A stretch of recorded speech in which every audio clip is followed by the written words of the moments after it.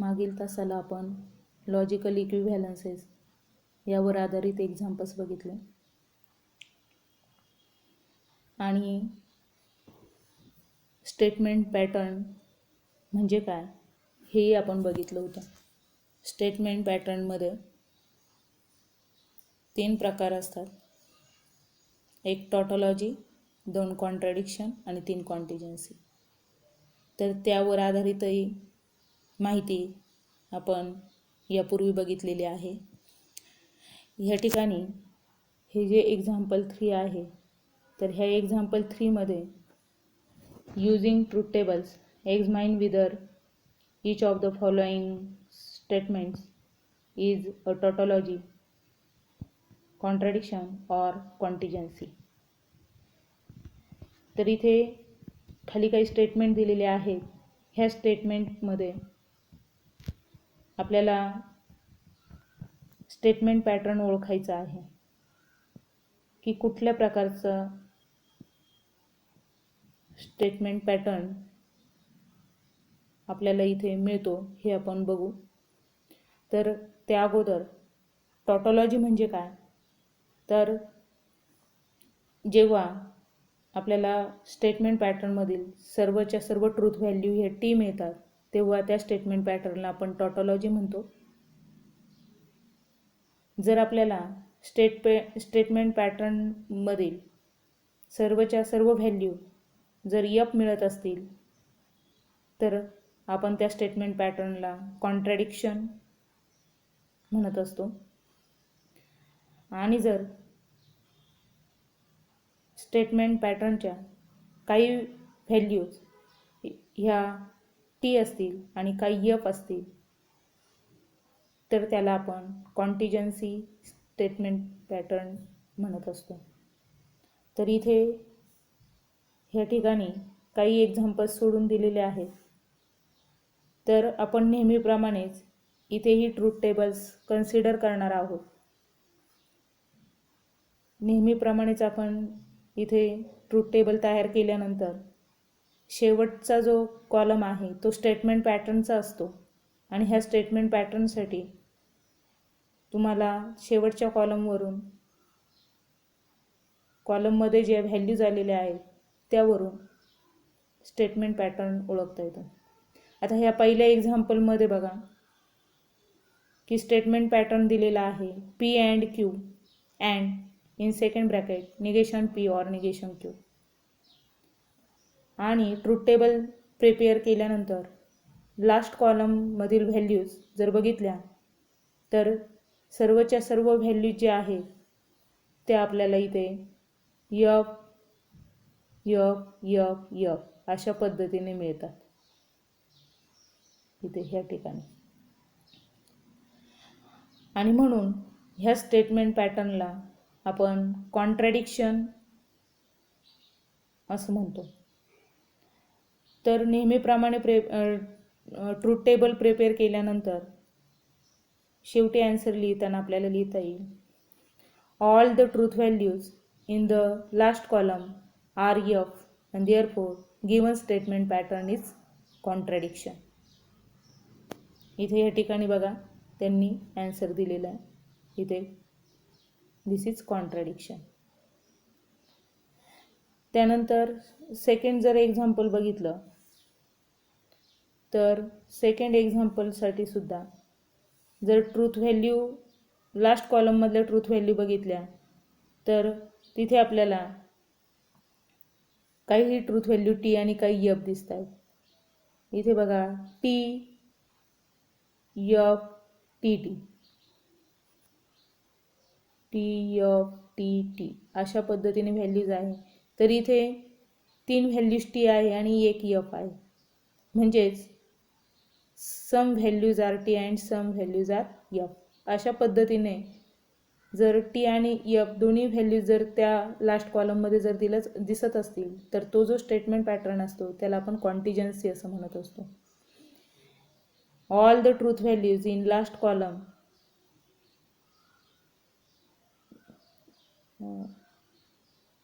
are not identical or not same, that is some truth values are t and some truth values are f, and therefore this statement pattern is contingency. बघा इथे या ठिकाणी दिलं आहे की हा statement pattern काय, contingency. अशा पद्धती.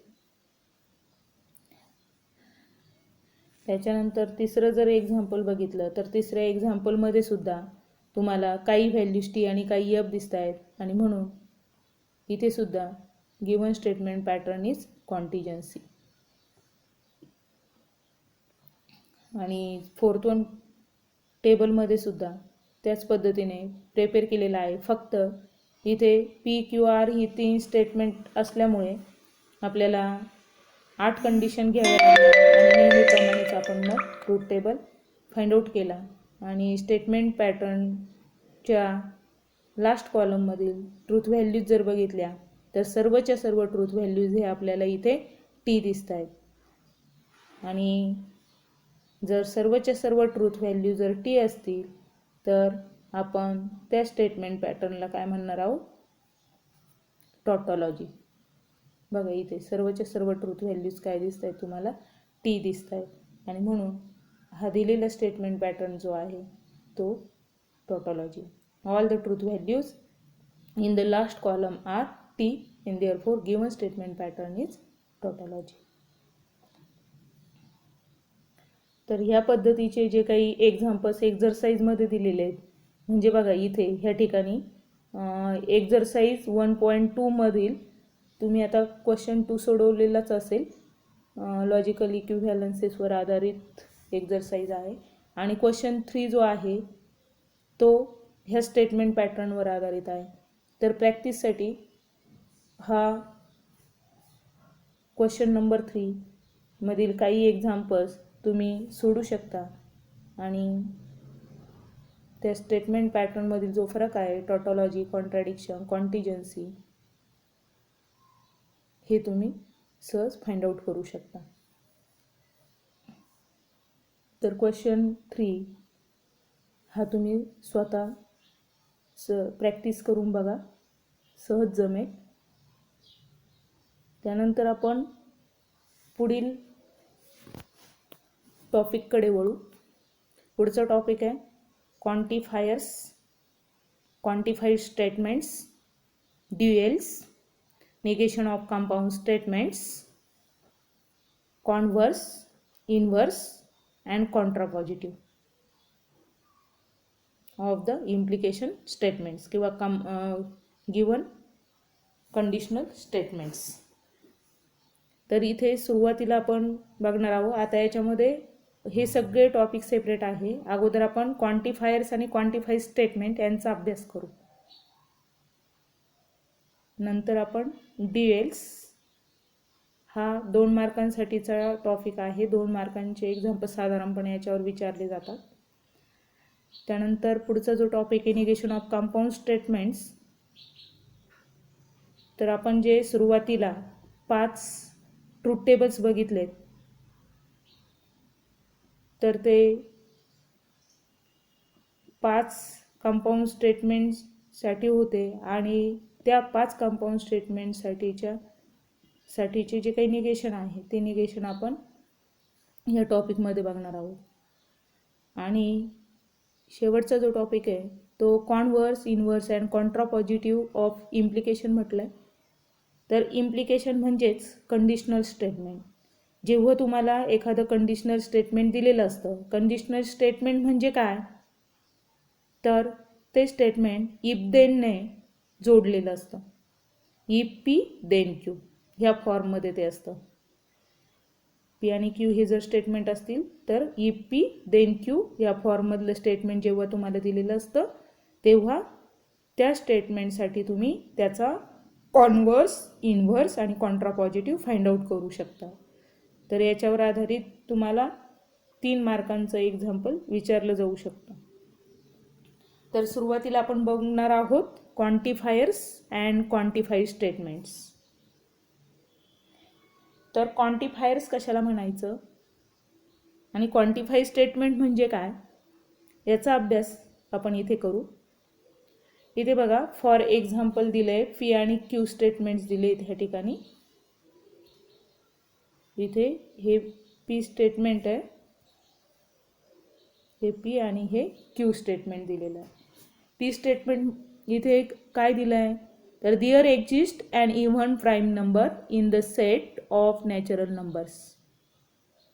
आणि क्यू स्टेटमेंट दिलं आहे all natural numbers are positive. तर ह्या दोन्ही स्टेटमेंटमध्ये तुम्हाला क्वांटिफायर्स आलेले आहेत. पहिल्या स्टेटमेंटमध्ये देअर एक्झिस्ट हे क्वांटिफायर आहे आणि दुसऱ्या स्टेटमेंटमध्ये ऑल हे क्वांटिफायर आलेलं आहे.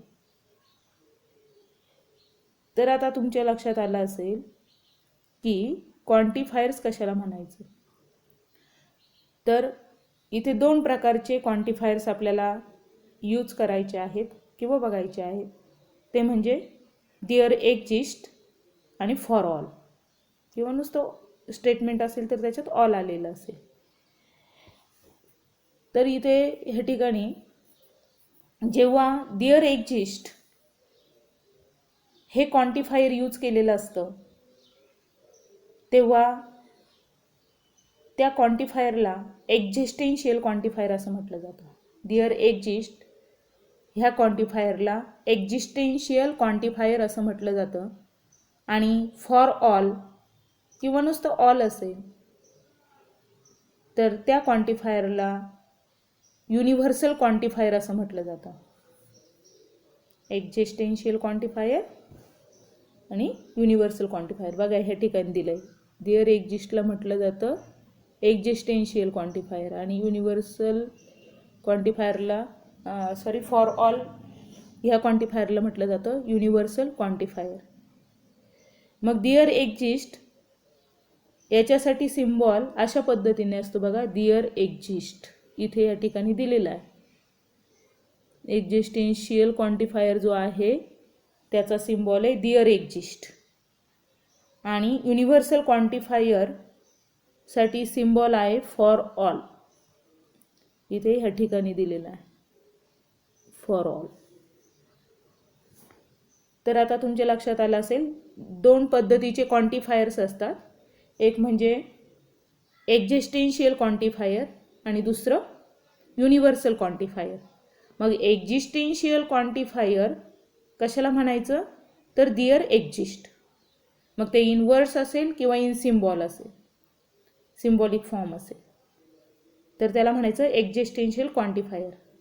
आणि युनिव्हर्सल क्वांटिफायर म्हणजेच फॉर ऑल, इन वर्ड्स असू शकतं किंवा सिम्बॉलिक फॉर्ममध्ये इथे या ठिकाणी मी दाखवले त्या पद्धतीने असू शकतं. किंवा स्टेटमेंटमध्ये आत्ता इथे वरती जे बघितलं तुम्ही क्यू स्टेटमेंट तर तिथे फॉर ऑल नाही पण नुसतं ऑल वापरलेलं आहे. पण जरी नुसता ऑल वापरलेला असेल तरी त्याला आपण युनिव्हर्सल क्वांटिफायर असंच म्हणणार आहोत. तर अशा दोन पद्धतीचे क्वांटिफायर तुम्हाला लक्षात ठेवता येतील, एक्झिस्टेन्शियल क्वांटिफायर आणि युनिव्हर्सल क्वांटिफायर. मग आता ह्या क्वांटिफायरचा यूज करून आपण जे स्टेटमेंट तयार करत असतो त्याला आपण क्वांटिफाईड स्टेटमेंट म्हणत असतो. की ज्या स्टेटमेंटमध्ये ह्या क्वांटिफायर्सपैकी एक क्वांटिफायर आलेला असेल तेव्हा त्याला आपण म्हणणार आहे क्वांटिफाईड स्टेटमेंट. इथे खाली दिलंय बघा. A statement is quantified by universal quantifier for all is true if all objects in the collection satisfy the condition. यांनी आता इथे कंडिशन दिली आहे पण ॲक्च्युअल फक्त आता इथे क्वांटिफाईड स्टेटमेंटची डेफिनेशन जर बघायची ठरली तर आपल्याला इथे म्हणता येईल a statement which contains there exist or for all quantifiers then this statement is called as quantified statement. की ज्या स्टेटमेंटमध्ये क्वांटिफायर यूज केलेलं असतं त्या स्टेटमेंटला क्वांटिफाईड स्टेटमेंट असं म्हटलं जातं. आता एकदा की स्टेटमेंट म्हटलं की ते ट्रू किंवा फॉल्स असू शकतं. मग आता इथे सुद्धा हे क्वांटिफाईड स्टेटमेंट जे आहे हे एक तर ट्रू असतील किंवा फॉल्स असतील. मग ते ट्रू कधी असतील आणि फॉल्स कधी असतील तर इथे बघा, जेव्हा इथे आपल्याला फॉर ऑल दिलेलं असतं, स्टेटमेंटमध्ये फॉर ऑल आलेलं असतं, तेव्हा आपल्याला सर्वच्या सर्व ऑब्जेक्टसाठी दिलेली कंडिशन ही सॅटिस्फाय झाली पाहिजे, तेव्हा ते स्टेटमेंट ट्रू असतं. जर त्यापैकी एखाद्या ऑब्जेक्टसाठी किंवा एखाद्या एलिमेंटसाठी जर कंडिशन सॅटिस्फाय होत नसेल तर ते जे स्टेटमेंट असतं ते स्टेटमेंट फॉल्स असतं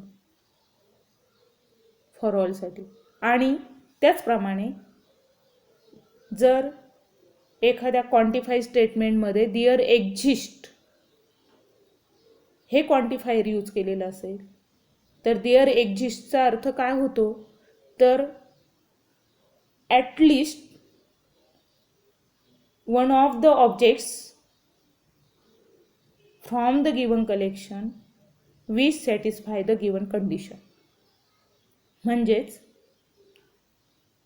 कमीत कमी एक ऑब्जेक्ट त्या कलेक्शनमध्ये असा असणार आहे की त्याच्याकडनं ती कंडिशन सॅटिस्फाय झाली पाहिजे कमीत कमी, तेव्हा ते स्टेटमेंट ट्रू असतं. आणि जर एकाही ऑब्जेक्टकडनं दिलेली कंडिशन जर सॅटिस्फाय होत नसेल तर ते क्वांटिफाईड स्टेटमेंट हे फॉल्स असणार आहे. असा ह्या दोन्हींमधला फरक आहे. तर दोन्ही क्वांटिफायरसाठीची जी क्वांटिफाय स्टेटमेंट आहेत तर ती ट्रू कधी असतील आणि फॉल्स कधी असतील हे आपण बघितलं. आता इथे खाली एक एक्झाम्पल दिलं आहे बघा. ह्या एक्झाम्पलवरनं तुमच्या लक्षात येईल की दिलेलं क्वांटिफाय स्टेटमेंट ट्रू कधी आणि फॉल्स कधी असतं. मग आता इथे हे एक्झाम्पल आपण बघू. If A equals to in set notation 1 2 3 4 5 6 7 determine the truth value of the following. मग आता इथे त्यांनी वरती ए हा सेट दिलाय आणि त्या सेटमध्ये 1 to 7 हे नॅचरल नंबर्स कन्सिडर केले. आणि आता खाली जे क्वांटिफाईड स्टेटमेंट दिलेले आहेत तर त्यांचे व्हॅल्यू ट्रू आहे की फॉल्स आहे, टी आहे का एफ आहे, हे आपण आता फाइंड आउट करणार आहोत. तर पहिलं एक्झाम्पल बघा, फर्स्ट वन एक्झाम्पल इथे या ठिकाणी sorry there exist x belongs to A such that x minus 4 equals to 3. There exist x belongs to A such that x minus 4 equals to 3. इथे there exist हे quantifier आलं आहे. हे existential statement existential quantifier आहे आणि म्हणून ह्या क्वांटिफाईड स्टेटमेंटची ट्रूथ व्हॅल्यू आपल्याला काढायची आहे. तर त्यांनी इथे म्हटलं there exist x belongs to A such that x minus 4 equals to 3. मग इथे कंडिशन त्यांनी काय दिली आहे, तर एक्स मायनस 4 इक्वल्स टू 3 ही झाली कंडिशन. आणि there exist x belongs to A म्हटलं तर इथे देअर एक्झिस्ट म्हटल्यानंतर कमीत कमी एका एक्ससाठी ही दिलेली कंडिशन सॅटिस्फाय झाली पाहिजे. तर आता आपण बघू तेव्हा ते स्टेटमेंट काय असेल, ट्रू असेल.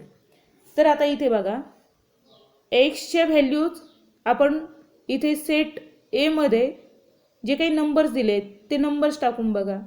एक्सची व्हॅल्यू 1 घेऊन बघा आणि ह्या कंडिशनमध्ये टाका, कंडिशन सॅटिस्फाय होत नाही. 2 टाकून बघा, 2 minus 4 V8 minus 2 condition satisfy होत नाही. 3 टाकून बघा, 3 मायनस 4 मायनस 1 येतोय, कंडिशन सॅटिस्फाय होत नाही. 4 टाकून बघा, 4 मायनस 4 कंडिशन सॅटिस्फाय होणार नाही. 5 मायनस 4 1 कंडिशन सॅटिस्फाय होणार नाही. 6 minus 4 2 is not equals to 3 condition satisfy होणार नाही. 7 टाका, 7 मायनस 4 इक्वल्स टू 3 मात्र कंडिशन सॅटिस्फाय होते.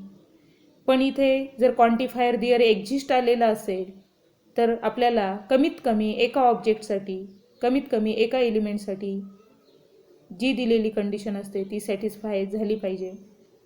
तेव्हा ते स्टेटमेंट ट्रू असतात. आणि म्हणून इथे 7साठी ही दिलेली कंडिशन x-4 = 3 सॅटिस्फाय होते आणि म्हणून दिलेलं स्टेटमेंट हे ट्रू आहे असं आपल्याला म्हणता येईल. इथे खाली सोल्युशनमध्ये त्यांनी तसं सिम्प्लिफिकेशन दिलं आहे की जेव्हा तुम्ही x=7 पुट करता तेव्हा तुम्हाला दिलेली कंडिशन दिलेलं इक्वेशन सॅटिस्फाय होतं आहे आणि म्हणून दिलेलं स्टेटमेंट हे काय असणार आहे, ट्रू असणार आहे. आणि ते स्टेटमेंट ट्रू असेल तर त्याची ट्रूथ व्हॅल्यू काय असेल, टी असेल.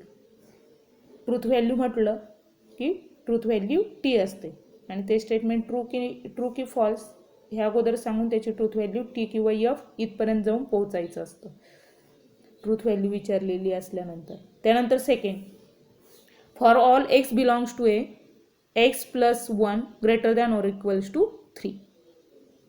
तर हे सेकंड स्टेटमेंट दिलेलं आहे. सेकंड स्टेटमेंटमध्ये फॉर ऑल हे क्वांटिफायर आलेलं आहे.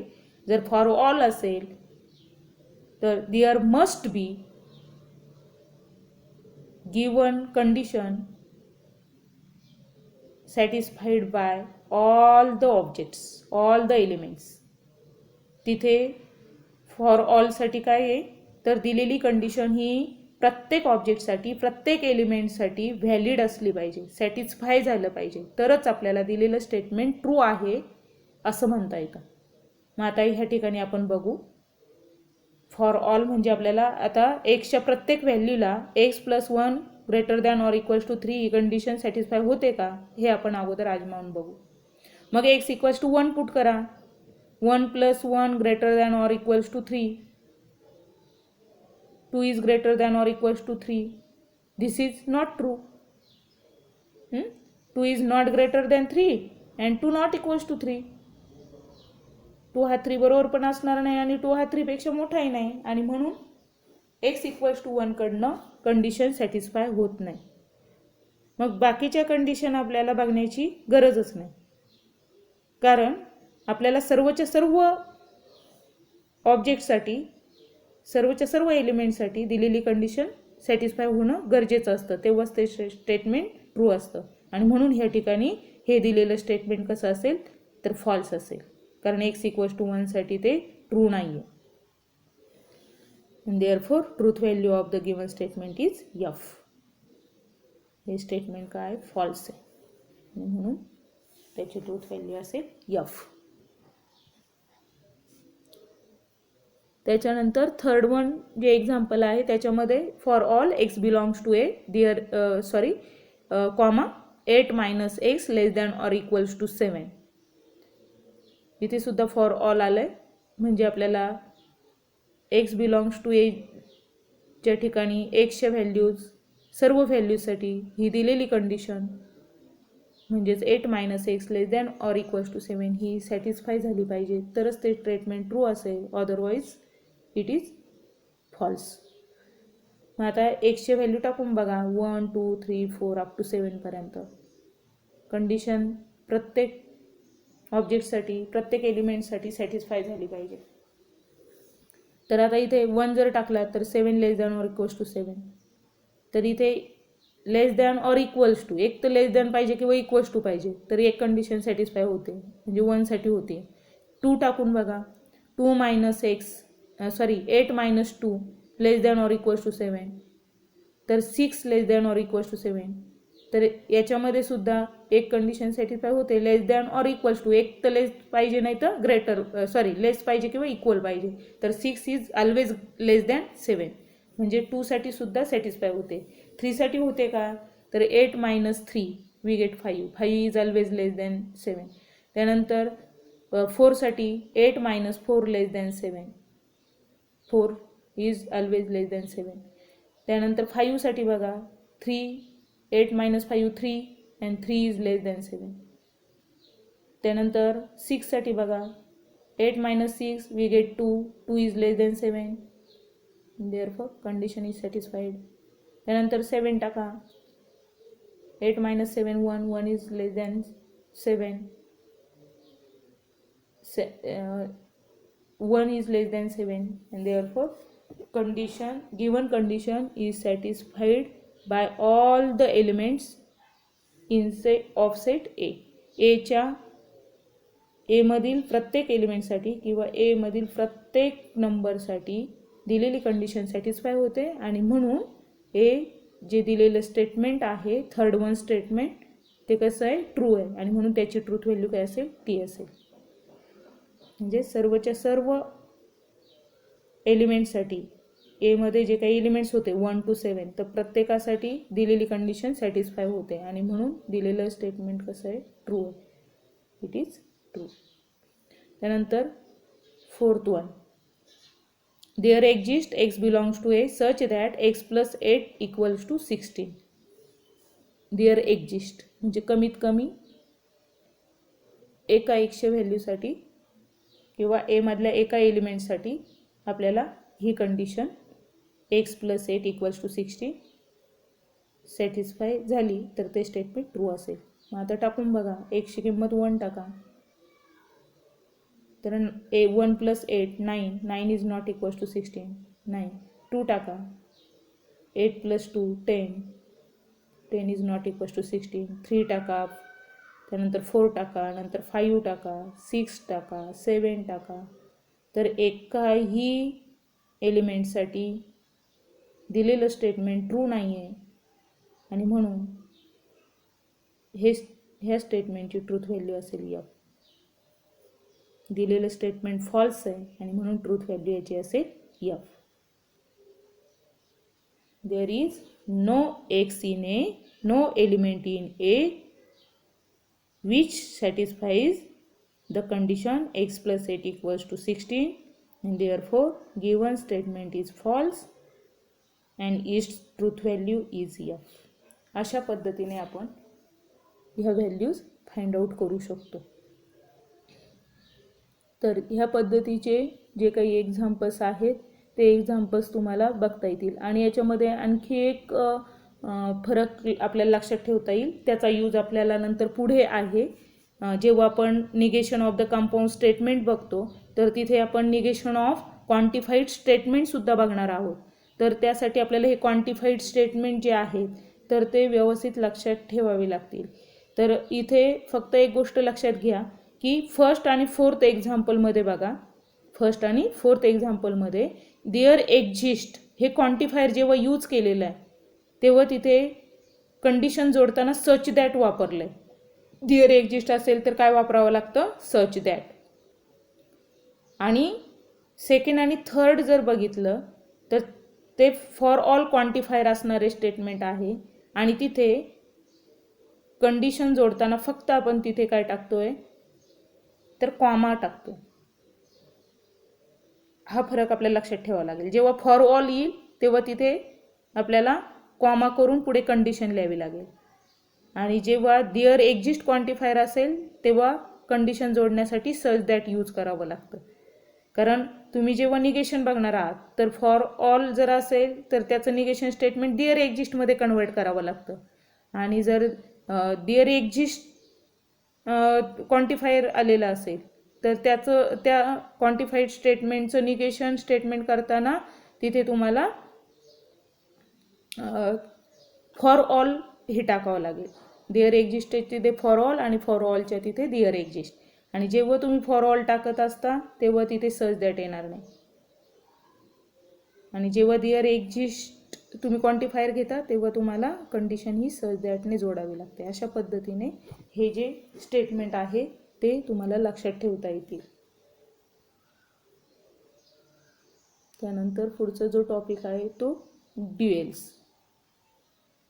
तर आपण उद्या बघू हे duals, negation of compound statement, converse, inverse, contrapositive. तर तुम्ही आता एक करू शकता की क्वांटिफाईड स्टेटमेंटच्या ज्या ट्रूथ व्हॅल्यूज आहेत तर तुम्हाला आता अशा पद्धतीने त्या फाइंड आउट करता येतील. तर एक्झरसाईजमधले एक्झाम्पल्स तुम्ही सोडवा. बघा एक्झरसाईज 1.3 मधला क्वेश्चन 1 जो आहे तर तो तुम्ही सोडू शकता. त्याच्यामध्ये 6 एक्झाम्पल आहे, त्यांच्या ट्रूथ व्हॅल्यूज तुम्ही वहीमध्ये सोडवायचे आहेत. तर आता तुमच्या लक्षात आलं आहे की आपण ट्रूथ व्हॅल्यू कशा फाइंड करतो. तर तुमचा हा एक्झरसाईज 1.3 क्वेश्चन नंबर 1 हा होमवर्क असेल. Okay, thanks.